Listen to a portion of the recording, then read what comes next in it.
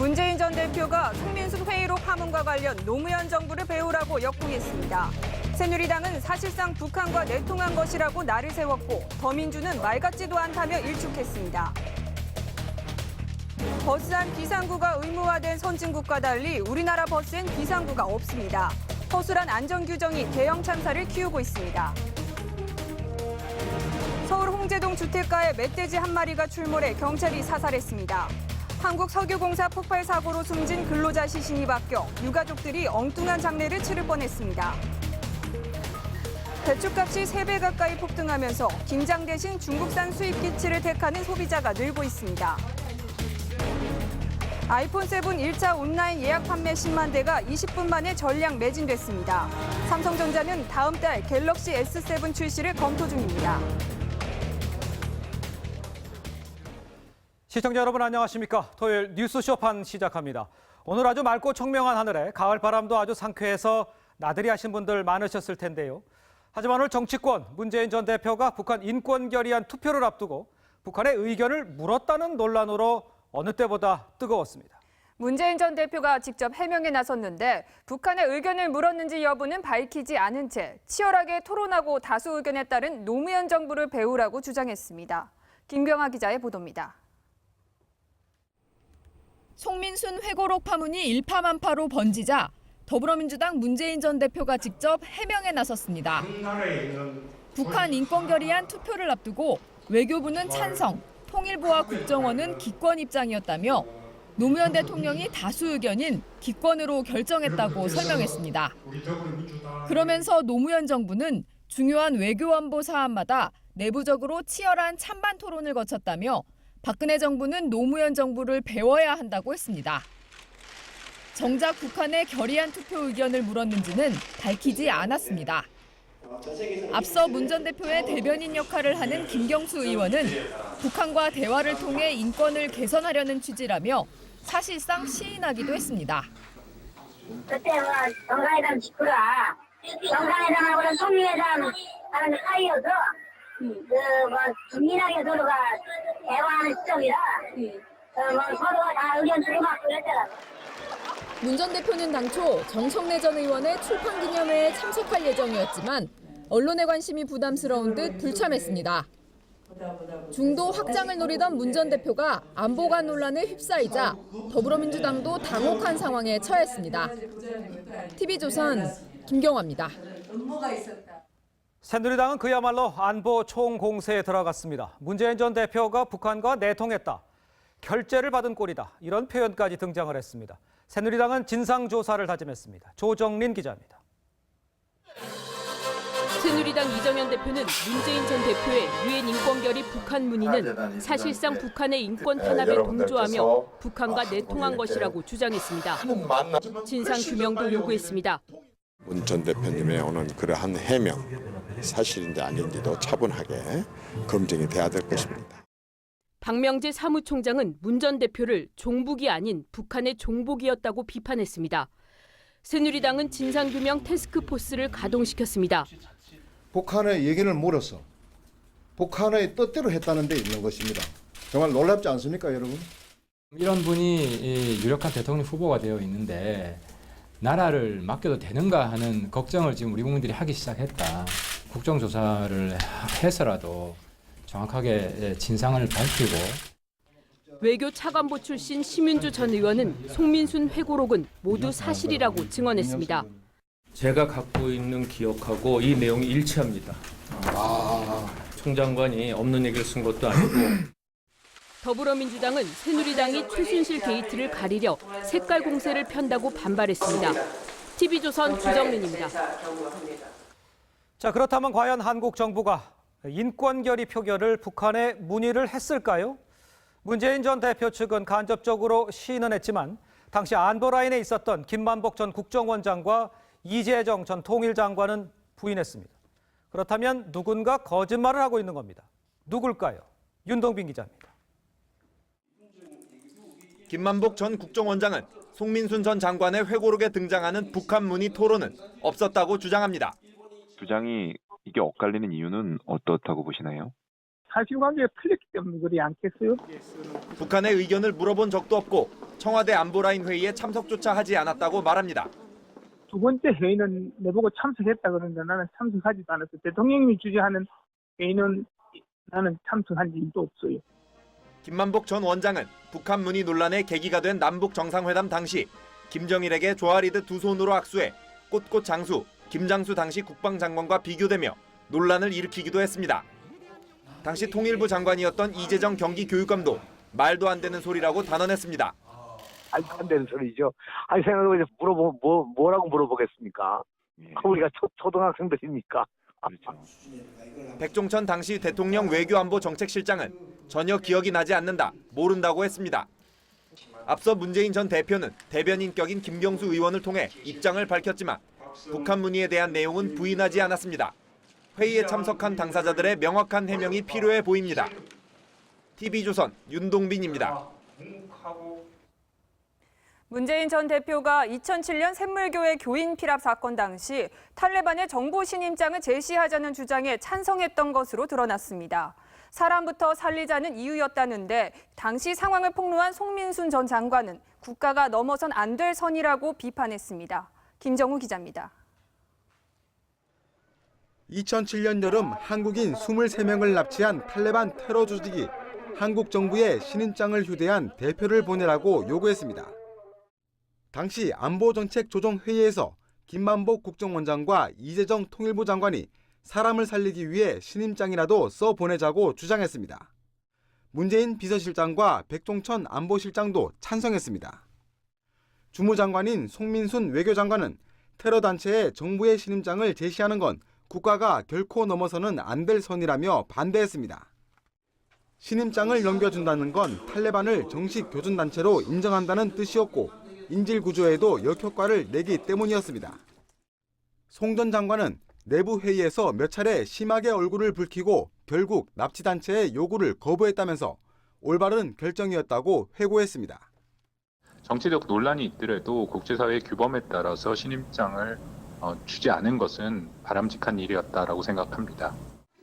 유엔 북한 인권 결의 기권에 이어 문재인 전 대표의 안보관이 또 한 번 논란입니다. TV조선 김종우입니다. 자, 문재인 전 대표의 안보관 논란 소식은 뉴스 후반부에 정치부 기자와 함께 집중적으로 살펴보겠습니다. 다음 소식입니다. 10명의 희생자를 낸 울산 관광버스 화재 사고를 일으킨 운전자 이모 씨가 결국 구속됐습니다. 유가족들은 사고 수습을 무성의하게 한 버스 회사에게 거세게 항의하면서 대책 마련을 요구했습니다. 이심철 기자입니다. 영장 실질 심사를 마치고 나오는 버스 운전기사 48살 이모 씨. 입을 꾹 다문 채 서둘러 호송차로 이동합니다. 지금 일꾼이 돌아가셨는데 거기에 대한 심경을 좀 말씀 주십시오. 예? 법원은 운전자 이 씨에 대해 구속영장을 발부했습니다. 사고 원인을 밝히는 경찰 수사는 중요 단서인 블랙박스가 화재 당시 녹아내려 복원이 불가능해지면서 어려움을 겪고 있습니다. 경찰은 국가수 감식 결과와 고속도로 CCTV 그리고 운전자 진술 등을 통해 사고 원인을 가릴 예정입니다. 경찰은 운전자 이 씨가 과속으로 무리하게 차선 변경을 하다 사고가 난 것으로 보고 있습니다.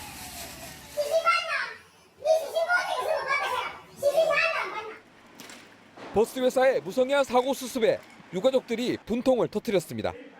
이런 연락이 없다 보니까 생존자를 통해서 각 개인별로 사고의 경위라든가 사고가 났다는 연락을 받고 유가족들의 거센 항의에 버스 회사 대표는 마지못해 머리를 숙였습니다. 사과도 해야죠. 그건 당연한 이야기입니다. 일이 이쪽으로 하다 저쪽으로 하다 보니까 사실적으로 유가족을 못 챙기는 사실입니다. 경찰은 사고를 낸 관광버스 회사를 압수수색해 운전자 안전교육과 차량 관리 기록 등 관련 자료를 확보하고 회사 측의 관리 소홀 여부를 조사하고 있습니다. TV조선 이심철입니다. 자, 그런데 우리나라 고속버스에도 안전 규정은 있습니다. 그런데 너무 허술해서 안전 규정 자체가 무용지물이다, 이런 말이 나옵니다. 안전 규정을 외국과 비교하면 정말 한심합니다. 박성재 기자입니다. 버스 안에 하나 이상 의무적으로 둬야 하는 소화기가 의자 밑에 꽁꽁 숨겨져 있습니다. 그나마도 묶여 있어 꺼내기도 힘듭니다. 원래 이렇게 달려 나오는 거예요? 네, 달려 나오는 차예요. 비상구가 설치된 버스는 찾아볼 수 없습니다. 이 관광버스는 전체가 열리지 않는 강화 유리로 돼 있어 불이 났을 때 망치로 깨고 탈출해야만 합니다. 또 다른 버스는 이 창문 하나가 전부입니다. 창문 크기가 너무 작아 제 얼굴 하나 내비길도 어렵습니다.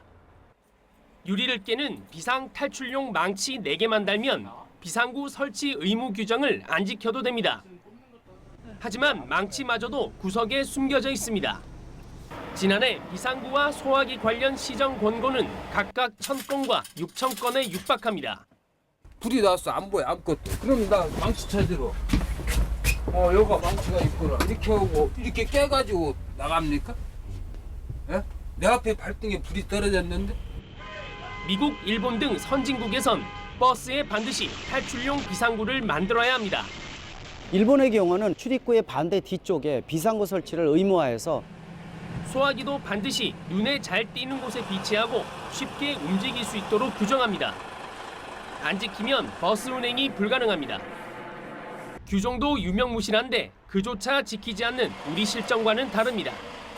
TV조선 박성재입니다. 강남 룸살롱의 황제로 불렸던 이경백 씨가 또 구속됐습니다.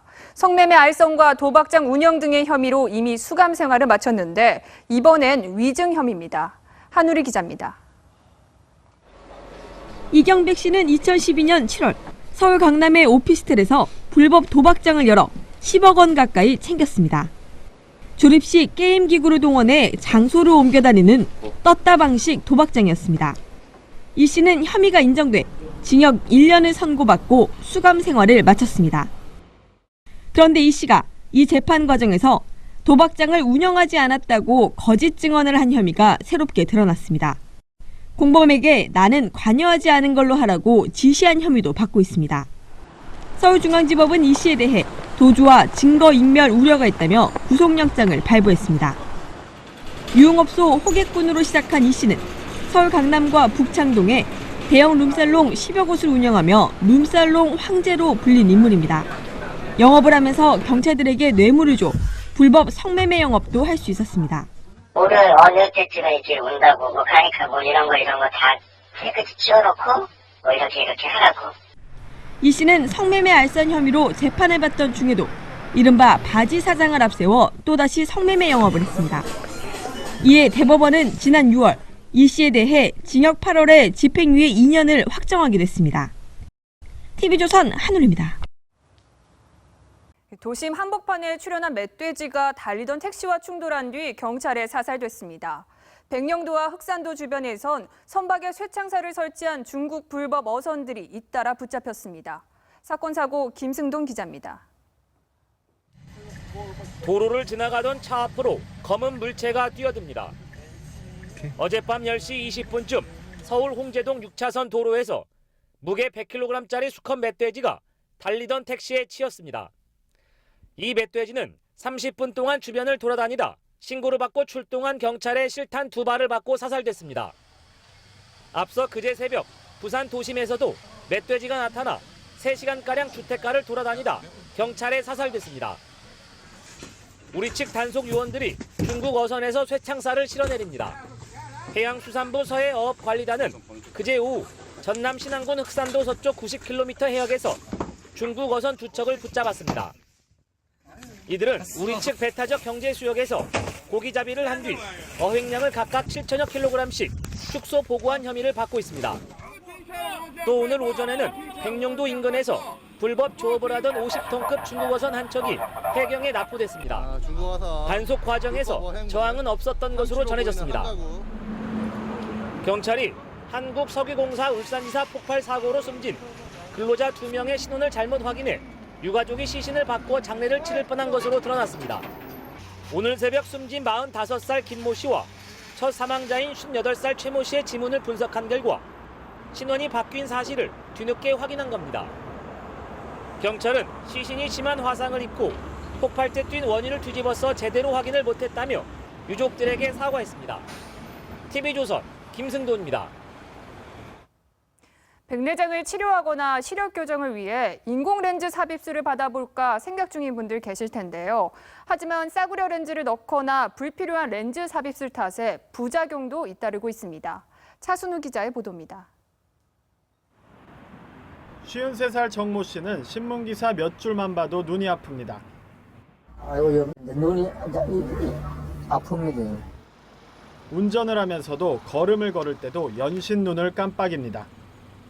노안 때문에 작년 8월 받은 렌즈 삽입술의 부작용입니다. 매일 하루에 이제 시력이 조금씩 나빠지더만 나중에 이제 0.1까지 내려가더라고요. 시력 교정을 위해 렌즈 삽입 수술을 받은 58살 오모 씨는 운전도 못할 정도입니다. 차 하나가 올 때 안개등까지 같이 켜고 온다 그러면 4개가 보여야 되는데 앞에가 불빛이 8개로 보여요. 렌즈 삽입술은 요즘 안과에서 손쉽게 이뤄집니다. 하지만 부작용도 잇따릅니다. 렌즈 삽입 수술을 잘못하면 눈부심과 빛번짐, 어지럼증과 같은 부작용에 시달릴 수 있습니다. 일부 병원에서 안정성이 검증되지 않은 싸구려 렌즈를 삽입하는 탓입니다. 또 환자 눈 상태에 상관없이 가격만 10배 이상 비싼 불필요한 수술도 권합니다. 안과 수술 피해 사례는 매년 꾸준히 증가하는데 렌즈 삽입술 부작용도 상당수여서 눈 상태와 직업 등에 따라 신중히 치료법을 결정해야 합니다. 이제 야간에 운전을 많이 하는 분들은 그 렌즈 자체가 그런 한계를 가지고 있기 때문에 삽입한 렌즈가 자리를 잡으면 부작용을 바로잡기 어렵습니다. TV조선 차순우입니다. 네, 김종필 전 총리와 국민의당 안철수 전 대표 이달 25일 냉면 만찬을 합니다. 네, 마침 반기문 유엔 사무총장이 친박과 거리를 두려야 한다 이런 관측이 나오고 있는데 김 전 총리의 중재로 반기문 안철수 연대가 이루어지는 것 아니냐 이런 분석이 지금 고개를 들고 있습니다. 만약에 이렇게 되면 대선 구도는 어떻게 바뀌는 걸까요? 박소영 기자입니다. 김종필 전 총리와 국민의당 안철수 전 대표가 오는 25일 미뤄뒀던 냉면 만찬을 함께합니다. 속이 심히 굳은 사람은 그렇게 보는데 좀 기다려 봅시다. 시간 좀 안 내면은 좋아요. 김 전 총리는 반기문 유엔 사무총장에 혼신을 다해 돕겠다는 뜻을 전달하기도 했습니다. 1997년 대선 당시 DJP 연합으로 호남과 충청의 연대를 주도했던 김 전 총리가 이번에는 반 총장과 안 전 대표를 잇는 고리가 될 가능성이 거론됩니다. 내년 대선 때는 절대로 양극단 세력과는 단일화는 절대로 없을 겁니다. 때마침 친박 진영이 반 총장의 중도 하차 가능성에 대비한다는 이야기가 나왔고 반 총장 측은 특정 정파에 어정쩡하게 얹혀갈 생각은 아예 버려야 한다며 친박과 거리를 뒀습니다. In Korean, 상승 약수. That is one of my life mottos. Water represents wisdom, flexibility, and soft power. 정치권은 두 사람이 대통령과 총리가 권한을 나눠 갖는 이원 집정부제 개헌을 고리로 연대한다는 시나리오도 거론합니다. TV조선 박소영입니다. 송민순 전 장관의 책에는 반기문 유엔 사무총장 비화도 등장을 합니다. 유엔 사무총장이 될 당시에 이 아들 부시 미국 대통령이 그야말로 면접을 하듯 질문을 했고 또 도장 찍어주듯 덕담을 했다고 소개했습니다. 김미선 기자입니다. 2006년 반기문 총장이 유엔 사무총장이 되기 한 달 전 한미 정상회담에서 반기문 당시 외교장관이 배석했습니다. 부시 미국 대통령은 노무현 대통령에게 반 장관이 괜찮은 사람이냐고 농담을 던진 뒤 반 장관에게는 왜 그 자리를 원하는지 물었습니다.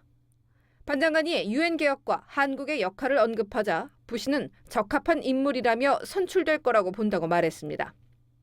곁에서 지켜본 송민순 전 장관은 마치 면접을 보듯이 물었고 도장을 찍는 것 같은 분위기였다고 당시를 회상했습니다. 송 전 장관은 또 노 전 대통령이 반 장관의 사무총장 선출을 돕기 위해 해외 일정까지 조정하는 등 할 수 있는 일은 다 했다고 회고했습니다. TV조선 김미선입니다. 중앙선거관리위원회가 새누리당 친박계 김진태, 염동열 의원을 기소하지 않은 검찰 결정을 받아들일 수 없다면서 직접 법원에 판단해달라면서 재정 신청을 했습니다. 야당은 검찰의 편파 기소로 야당 탄압을 하고 있다고 주장했습니다. 이유경 기자입니다. 검찰이 친박계로 꼽히는 김진태, 염동열 두 의원을 빼고 기소한 데 반발해 선관위가 법원에 재정 신청을 냈습니다. 재정 신청은 검찰의 불기소 처분이 타당한지 법원에 다시 묻는 제도로 법원이 선관위의 재정 신청을 받아들이면 검찰은 두 의원을 기소해야 합니다. 김 의원은 선거 기간 한국 매니페스토 실천본부 공약 이행 평가 71.4%라는 내용의 문자를 유권자들에게 보냈는데 선관위는 공표하지 않은 내용을 인용했다며 고발했고 염 의원은 19억여 원의 재산을 5억여 원으로 축소 신고했습니다. 하지만 검찰은 단순 실수로 보고 기소하지 않은 것으로 알려졌습니다. 야당은 선관위가 이례적으로 재정 신청까지 냈다며 검찰 기소의 편파성이 드러났다고 주장했습니다. 더민주 박영선 의원의 경우 구로 지역 모든 학교 학생 수를 25명으로 줄였다고 말했다가 모든이라는 단어가 문제가 돼 허위사실 공표로 검찰이 기소했고 송영길 의원은 선거 운동이 금지된 지하철역 안에서 명함 5장을 돌린 게 문제가 됐습니다. 친박 의원은 없고 비박계로 채워져 있는 여당, 당 대표부터 중진으로 채워져 있는 야당. 이게 편파적이지 않다면 어떤 경우가 편파적이겠습니까? 검찰이 기소한 현역 의원이 야당 중진 의원과 비박 의원들로 채워지면서 편파 기소를 둘러싼 논란이 가라앉지 않고 있습니다. TV조선 이유경입니다. 올해 김장 걱정하는 가정 많을 겁니다. 폭염에 작황이 좋지 않아 배추값이 지난해보다 3배 가까이 폭등했는데요. 배추값이 고공행진을 하는 사이 중국산 수입김치가 식탁을 점령하고 있습니다. 이채림 기자의 보도입니다. 장보기에 나선 주부들. 배추를 보고도 선뜻 지갑을 열지 못합니다. 작년에 비하면 업절 올랐다니까요. 어쩔 수 없으니까 사는 거지, 직접히. 배추값은 5년 만에 최고가를 기록했습니다. 올여름 기록적인 폭염에 지난달 배추 한 포기 평균가는 7,800원대로 지난해 같은 달에 비해 3배 가까이 뛰었습니다. 하늘을 찌르는 배추값에 중국 김치가 식단가를 점령하고 있습니다. 국산 김치는 1kg당 6,000원대, 중국산은 1,000원대로 무려 대여섯 배 차이가 납니다. 옛날에는 배추가격이 이렇게 안 비쌌잖아요. 그때는 다 배추 이렇게 하고 했는데 지금은 거의 다 중국산 쓰다 보니까 한 20-30%는 올라가야 될 거예요. 농식품부가 조사해보니 국내 외식업체의 52%가 중국산 김치를 씁니다. 지난 2010년 김치 수입액이 수출을 앞지른 뒤 무역 적자는 지난해 680억 원, 올해는 1,000억 원에 육박할 전망입니다. 비싼 배추값에 대한민국 김치 종주국 지위가 흔들리고 있습니다. TV조선 이채림입니다.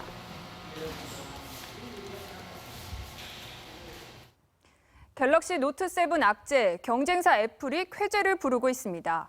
당초 혁신이 없다고 평가받던 신형 아이폰 7이 전작인 아이폰 6보다 미국에서는 4배, 우리나라에서는 2배나 팔리고 있습니다. 절치부심 삼성은 다음 달 신형 갤럭시 S7을 내놓습니다. 김동현 기자입니다. 미국 뉴욕 애플 매장, 신형 아이폰 7 출시 첫날 세레모니가 이어집니다.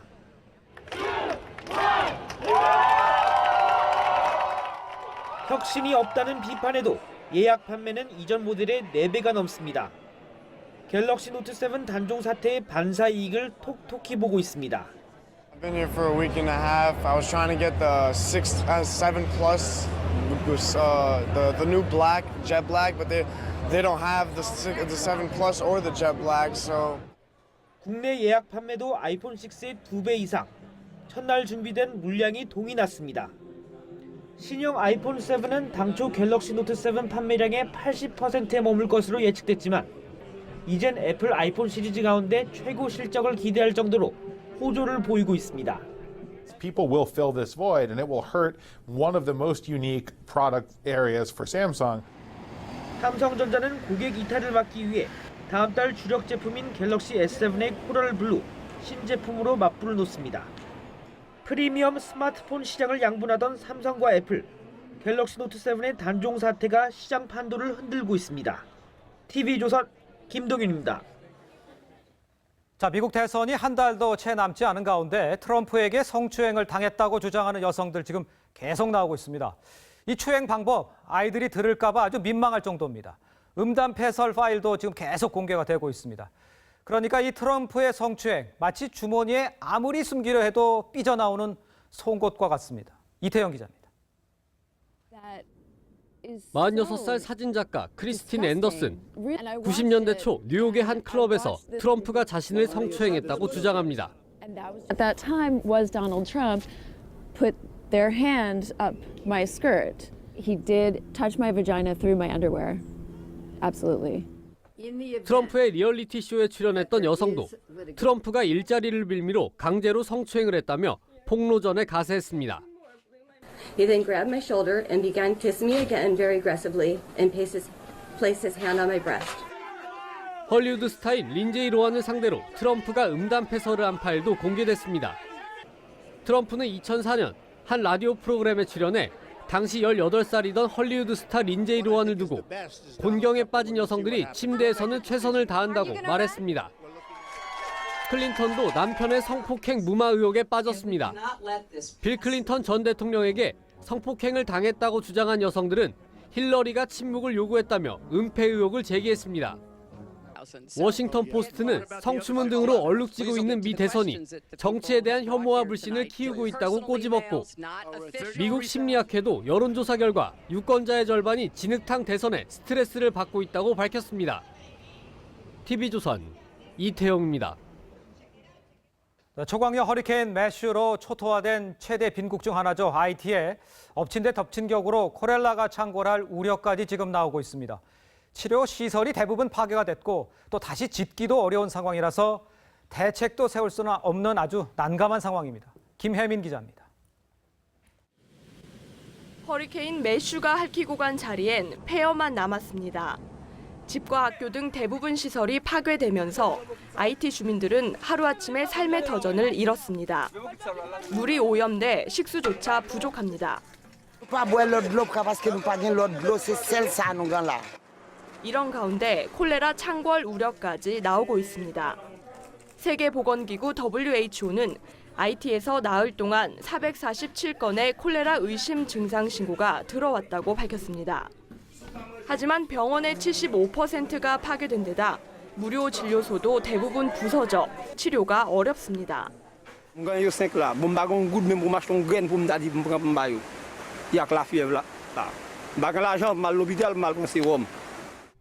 IT는 지난 2010년 대지진 때도 콜레라가 퍼져 10,000명 이상이 숨졌습니다. 우리나라를 포함한 세계 각국에서 도움의 손길을 보내고 있지만 워낙 피해가 심해 복구까지는 여러 해가 걸릴 것으로 보입니다. 허리케인의 쑥대밭이 된 세계 최빈국 IT. 비극은 현재 진행형입니다. TV조선 김혜민입니다. 다음 달부터 미국 비자나 여권을 신청할 때 안경을 쓰지 않은 사진을 제출해야 됩니다. 미국 국무부는 다음 달 1일부터 비자나 여권 신청자의 안면인식 정확도를 높이기 위해서 안경을 착용하지 않은 사진을 제출하도록 하는 새 규정을 내놨습니다. 미 국무부는 안경이 위장이나 변장에 활용될 수 있다면서 안경 착용이 불가피한 경우에는 진단서나 의사소견서를 첨부해야 한다고 밝혔습니다.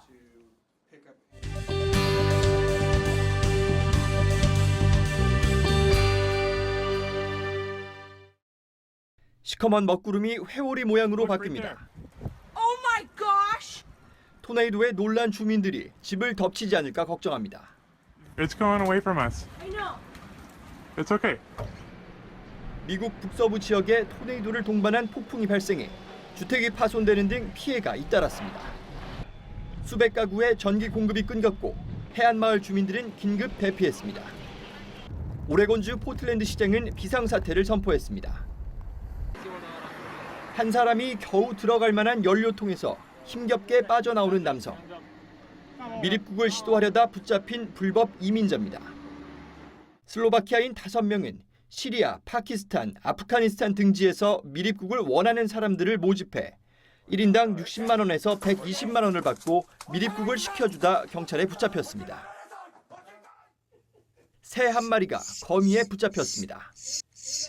벗어나 보려고 몸부림을 쳐보지만 뿌리치지 못합니다. 잠시 뒤 숨이 끊긴 새의 몸통을 거미가 파먹기 시작합니다.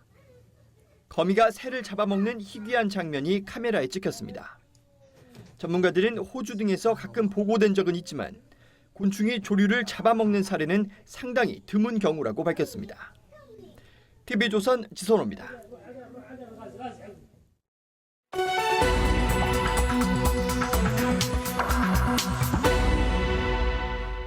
자, 문재인 전 대표의 안보관 논란, 정치부 강상구 기자와 함께 좀 더 자세히 알아보도록 하겠습니다. 안녕하십니까? 예. 자, 문 전 대표 노무현 정부에게서부터 배워라. 근데 도대체 뭘 배우라는 얘기입니까? 오늘 페이스북에 여러 사례를 들면서 장문의 글을 올렸는데 핵심은 치열한 토론을 거친 다수의 결정을 따르는 걸 배우라는 뜻입니다. 유엔 인권 결의 표결할 때 북한에 물어보자는 것도 송민순 장관은 반대했지만 문재인 당시 비서실장을 비롯해서 백종천, 김만복, 이재정 이런 참모들이 모두 찬성했기 때문에 노 대통령이 참모 다수의 의견을 따랐다는 거죠. 그러니까 참모 다수의 의견을 물어봐서 다수의 의견을 정했다. 이건데 외교적으로 이렇게 다수의 의견을 결정한 거 이걸 어떻게 봐야 됩니까? 치열한 토론, 또 대통령의 권해와 결단, 다수의 동의 다 좋은데 정책은 특히 외교 정책은 과정이 아니라 결과가 중요합니다.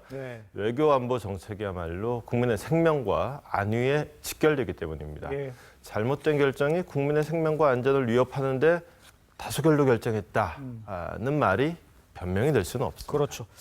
자, 그럼 결과적으로 이제 평가를 보면 노무현 전 대통령의 외교 정책 어떻게 평가를 할 수가 있습니까? 당시의 남북 관계나 한미 관계를 좀 보면요.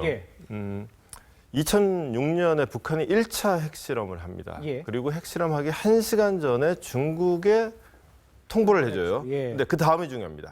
중국은 1시간 전에 통보받고 제일 먼저 미국에 전화를 합니다. 그래서 미국에 알려줍니다. 미국은 거의 동시에 알았습니다. 그런데 미국은 그 얘기를 듣고 한국에 아무것도 안 알려줬습니다. 그리고 중국은 한참 있다가 10분 전에 주중 한국 대사관을 통해서 한국 정부에 알려줍니다. 그러니까 미국, 중국 이랬었고 그런가 하면 또 한국 정부는 어떻게 했느냐. 그러고 이제 다음 해 남북 정상회담 날짜가 딱 잡혔는데 미국 정부에는 그 날짜를 알려주지도 않습니다. 굉장히 관계가 악화된 와중에 주변 정세가 이렇게 악화된 와중에 남북 관계는 말씀드렸다시피 핵실험을 했고요. 그리고 북한 인권 문제가 그 당시에 가장 집중적으로 제기가 됐었던 시절이었는데 유엔 결의에서 찬성표도 제대로 던지지도 못했습니다. 다수결을 따른 외교 정책이 결과가 좋으면 다 좋았을 텐데 그러질 못했습니다. 못했죠. 자, 그런데 지금 문재인 전 대표가 인권 문제도 대화도 풀겠다 이렇게 얘기했는데 북한은 인권 문제 없다 이렇게 얘기하고 있는데 어떻게 대화로 푼다는 얘기입니까? 문 전 대표의 공식 대변인 역할을 하고 있는 김경수 의원이 기자들에게 돌린 문자 메시지를 보면 북한에 물어봤다 또는 결의안에 기권했다는 뜻은 북한 인권 문제도 남북 간 직접 대화를 통해서 북한의 인권을 개선하도록 권고하고 유도하자는 취지라고 설명합니다. 대화로 북한 인권 문제를 해결하면 제일 좋죠. 하지만 그게 가능한지도 의문이고 그러자면 대화로 해결하려는 노력의 흔적이 보여야 될 텐데 그게 전혀 없습니다. 남북 정상회담 대화록을 전 국민이 다 봤지 않습니까? 그렇죠. 그런데 거기에 북한 인권 얘기는 등장하지 않습니다. 네, 전혀 나오지 않습니다. 자, 그런데 지금 야당에서는 새누리당이 정치 공세다, 또 색깔론 들고 나왔다 이렇게 반박을 하고 있습니다. 이 상황은 어떻게 봐야 됩니까? 문재인 전 대표가 북한과 내통한다. 문재인 전 대표는 종북이 아니라 북한의 종복이다. 지나친 말이죠. 지나친 말입니다. 근데 여야 모두 북한 인권이라는 그 문제의 본질에 집중을 해야 됩니다. 일단 문재인 전 대표가 과연 북한에 물어보고 결정하자라고 했는지 이걸 일단 스스로 밝혀줘야 됩니다. 그리고 문재인 전 대표가 지난 대선 당시에 공언한 대로 북한 인권을 개선할 의지가 있는지 있다면 어떤 노력을 했는지 말을 해줘야 됩니다. 알겠습니다. 지금까지 정치부 강상구 기자였습니다. 고맙습니다. 네, 이분하면 타고난 입담 그리고 화려한 인맥이 떠오릅니다. 만능 예능인 박경림 씨가 DJ에 이어 토크 콘서트로 팬들과의 만남을 준비하고 있는데요. 백은영 기자가 만나봤습니다. 제 또래 여자들이 힘들어하는 게 뭘까? 그리고 내가 힘든 건 뭐였지라는 것에서 시작을 했어요. 속으로 소가리를 하고 어디 가서 얘기할 데가 없는 여자들과 함께 만나서 진탕 놀아보자, 이야기해보자 해서 박경림의 토크 콘서트는 화려한 게스트를 자랑합니다.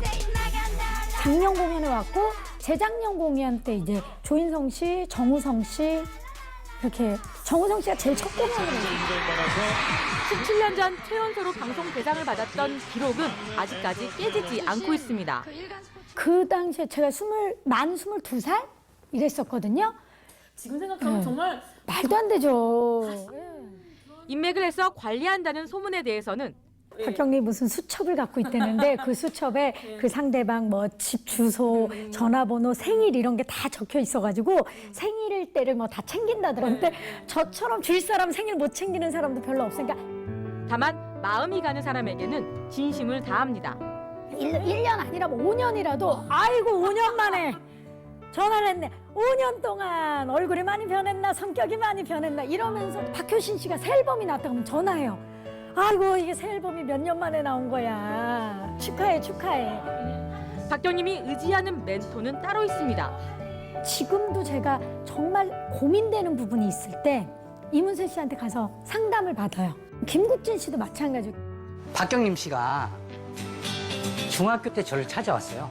아저씨, 나 MC가 되고 싶어요. 경림아, 넌 할 수 있어. 완벽한 엄마가 되는 건 쉬운 일이 아닙니다. 정말 다중이 엄마죠. 너 이렇게 하지 말라 좀 마! 그랬다가 아이가 영향을 받지. 그러면 안 좋은 거야. 그럼 애가 되게 무서워하죠. 남편에게도 마찬가지. 그럼 이제 남편한테도 아니 저기 이거 뭐 생선을 구웠어요. 그런데 생선이 다 안 구워졌다는 둥 확 올라오잖아요. 그럼 내가 아니 그냥 주는 대로 드세요. 아니야 이러면 안 좋아하겠지? 그러면 다음번에 가자미를 사올게요. 나이가 들어도 젊은 사람들과 어울리는 사람이 되고 싶습니다. 그때도 어린 친구들과 대화를 하는데 막힘이 없는 사람이었으면 좋겠어요. 10년 뒤에도 그런 사람이 되기 위해서 더 많은 경험을 하고 더 많은 준비를 하고 공부를 하고. TV조선 백은영입니다. 뒤주에 갇혀 세상을 떠난 세자. 사도세자에 대해선 많이들 아실 텐데요. 하지만 아들 정조는 아버지의 역사적 비운에 가려졌다는 평가를 받기도 합니다. 정조는 어떤 왕이었을까요? 신한순 기자입니다. 이러실 때가 아닙니다. 이러시면 세손이 뭘 보고 배우겠습니까? 세손 입만 열면 세손. 자네는 내가 안 보이시. 사도세자의 아들. 뒤주에 갇혔는데 유아인 아들이 와서 막 아버지 막 꺼내달라고 하면서 막 울고. 혹은 영조의 손자. 뒤주를 가져오라. 정조 하면은 뭐가 떠오르세요? 영조 손자라고 생각하는데요. 뒤주에 갇혀 세상을 떠난 아버지의 인상이 워낙 강해 정조는 어떤 인물인지 잘 모르는 사람들이 많습니다. 전라도 관찰사로 부임하는 신하에게 전별의 마음을 담아 편지를 써주고 평안도에 부임하는 신하에게는 풍류가 혹시라도 치민에 방해되지 말라며 당부합니다. 이런 꼼꼼한 성격은 필체에서뿐 아니라 그림에서도 드러납니다.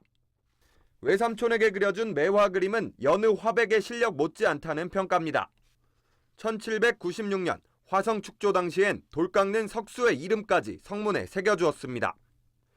석수가 관리들과 이름을 나란히 올린 것은 장인도 우대했던 정조의 의지가 담긴 것으로 해석됩니다. 아버지 사도세자와 할아버지 영조의 가려진 삶을 살았다는 평가도 있지만 화성 축성 과정에서 거중기 등 신과학기술을 도입하고 수원을 요즘 말로 신도시로 개발하는 등 일평생 선진적인 시도를 많이 한 왕으로 기억되고 있습니다. 정조대왕과 수원 화성 전시는 오는 12월 4일까지 열립니다. TV조선 신완순입니다. 프로배구 V리그가 오늘 개막했습니다. 배구 시즌을 목 빠지게 기다린 팬들은 경기장을 가득 메웠습니다. 신유만 기자입니다. 지난해 챔피언 결정전에 맞수 OK저축은행과 현대캐피탈의 경기가 열린 안산 상록수체육관. 경기장을 가득 채운 배구 팬들이 떠나갈 듯 함성을 지릅니다. 김명훈 선수를 너무 보고 싶어가지고 전라남도 여수에서 올라왔고요. 앞으로도 주말 되면 시간 날 때마다 계속 올라올 것 같아요. 너무 신나요. 배구 얼마나 기다렸어요? 완전 많이요. 오늘 너무 열심히 해서 고맙고요. 오늘 우승은 현대입니다. 지난해 우승 트로피를 내준 현대캐피탈은 문성민이 양팀 통틀어 가장 많은 15득점을 올린 데 힘입어 OK저축은행에 3대0 완승을 거뒀습니다. 문성민은 결정적인 순간 폭발적인 스파이크는 물론 날카로운 서브로 팀 공격에 활기를 불어넣었습니다. 그런 준비를 많이 한 부분들이 경기에서 많이 나왔던 것 같습니다. 그래서 경기를 좀 좋게 풀어나왔던 것 같습니다. 트라이아웃 제도 도입으로 지난 시즌까지 외국인 선수에게만 의존하던 몰빵 배구가 사라질 것이라는 예측은 맞아떨어졌습니다. 양팀 외국인 선수 톤과 마르코는 각각 9점, 14점에 그쳤습니다. 배구 시즌이 돌아왔습니다. 절대 강자도 절대 약자도 없는 이번 시즌. 내년 4월까지 우승을 향한 치열한 대장정이 이제 시작됐습니다. 안산에서 TV조선 신유만입니다.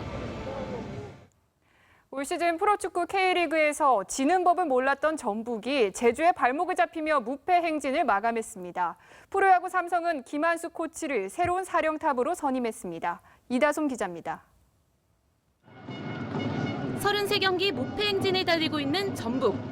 전반 43분 이동국이 상대 골키퍼의 실수로 얻은 행운의 골로 앞서 나갑니다. 하지만 후반 5분 마르셀로에게 동점골을 허용합니다. 후반 29분 이동국의 페널티킥이 골대를 맞추더니 설상가상 안현범에게 역전골까지 헌납한 전북. 신영범의 중거리 슛으로 승부는 다시 원점. 하지만 이동국이 김호남에게 통안의 결승골을 허용하며 무패 행진을 33경기에서 마감했습니다. 김인경의 15번홀 버디 퍼트가 홀 속으로 빨려 들어갑니다. 오늘 세타를 줄인 김인경은 중간 합계 9언더파로 선두 앨리슨리의 네타 뒤진 공동 3위에 올랐습니다. 공동 3위로 출발한 박성현은 한타를 잃으며 공동 7위로 떨어졌습니다. 프로야구 삼성이 김한수 타격 코치를 새로운 사령탑으로 선임했습니다. 계약 기간은 3년에 총 9억 원. 6년 동안 한국 시리즈에서 4번 우승한 류중일 감독은 올해 9위로 부진하며 기술 자문으로 물러났습니다. 세계에서 가장 빠른 사나이 우사인 볼트가 은퇴를 공식 선언했습니다. 볼트는 내년 8월 런던 세계 육상 선수권을 끝으로 선수 생활을 마감하겠다고 밝혔습니다. TV조선 이다솜입니다.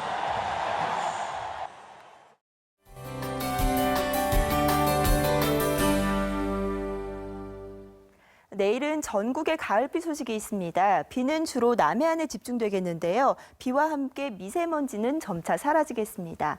비는 새벽에 제주와 전남에서 시작이 돼서 낮에는 전국으로 확대됐다가 늦은 밤에는 모두 그치겠습니다. 비가 내리면서 오늘보다 기온이 크게 내려가겠는데요. 대부분 지역 낮 기온이 20도 안팎에 머물면서 종일 쌀쌀하겠습니다. 바다의 물결은 제주 남쪽 먼바다에서 매우 높게 일겠습니다. 다음 주에는 대체로 맑은 날씨가 예상됩니다. 날씨 정보였습니다. 10명 목숨을 한꺼번에 앗아간 관광버스 참사. 이번에도 운전 부주의, 안전 불감증으로 인한 인재였다는 분석입니다. 이번 주부터 전국의 단풍 관광이 본격 시작될 텐데 대목을 잡겠다고 이 안전 불감증 더 도지는 건 아닌지 걱정이 앞섭니다. 국민의 안전의식 강화는 물론 정부의 깐깐한 단속과 지도가 필요합니다. 뉴스쇼 판마칩니다. 시청자 여러분 고맙습니다.